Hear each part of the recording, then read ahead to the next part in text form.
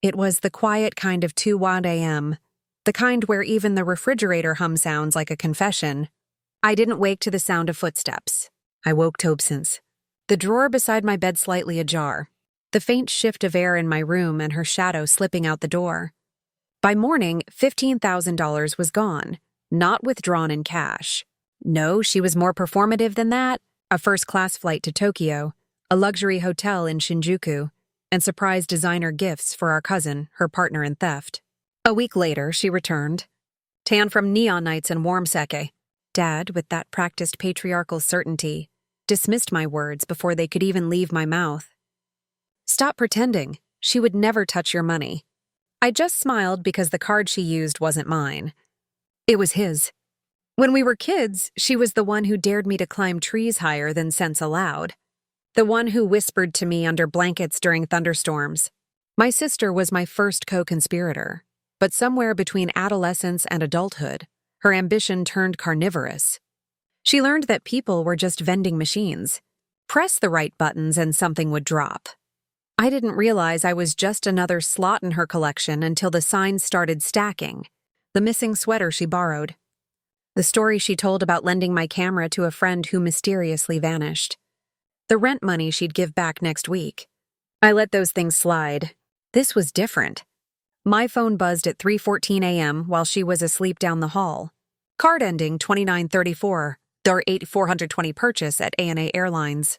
Not my card, my father's. She'd lifted his wallet while he was snoring in the living room, but the pattern matched her old tricks, the greed too quick, too careless. I didn't stop her. I wanted her full. By sunrise, the charges piled in. Louis Vuitton, Ginza restaurants, Tokyo Disney. She wasn't just stealing. She was staging a life. Screenshots of every transaction. Security footage from the front door showing her slipping out with a carry-on at 5:23 a.m. A recorded call to the bank reporting potential fraud in my father's name. And most importantly, my father's voice on record insisting, no one in my family would ever use this without permission.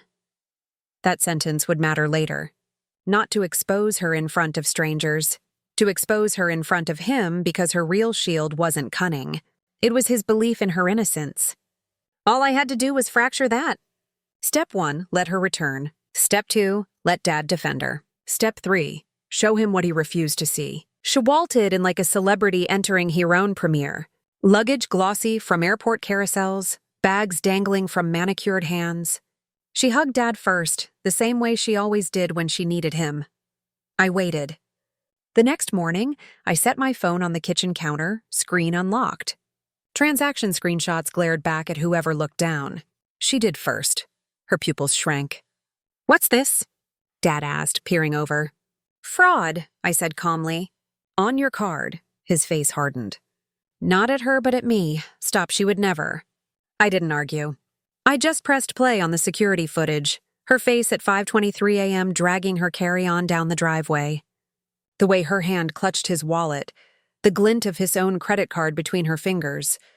The silence after was thick enough to cut. See, a week before she left for Japan, I'd replaced his real card with a duplicate, registered to an account I'd set up in his name, funded by my own savings. Every purchase she'd made was real. Every flight, every bag. But she hadn't stolen from him. She'd stolen from me, and I wanted him to realize it, not to save me money, but to strip her armor. His eyes darted from her to me. "Wait, so she didn't touch your card, Dad?" She touched mine. "I just made it look like yours so you could see her as I do." Her jaw clenched. "You set me up," she spat. "No," I said, voice steady. "You set yourself up. I just gave you the room to perform." Dad didn't yell. He just walked away. That was worse for her. 2 hours later, her room was half empty. By night, she'd gone to stay with a friend, and the texts started rolling in. Half apologies, half accusations. I didn't reply because revenge isn't about making someone sorry. It's about making them seen. I saw her in the grocery store hovering over discounted sushi like she was allergic to eye contact. She didn't say my name. I didn't say hers. But when I got home, there was a single envelope in the mailbox. Inside, a check for $15,000, no note, no apology, just the number. I didn't cash it. It's still in my desk drawer next to the duplicate card she thought was Dad's. A reminder that people don't change because you want them to. They change because you leave them no other choice. And sometimes the best revenge is letting them pay for every last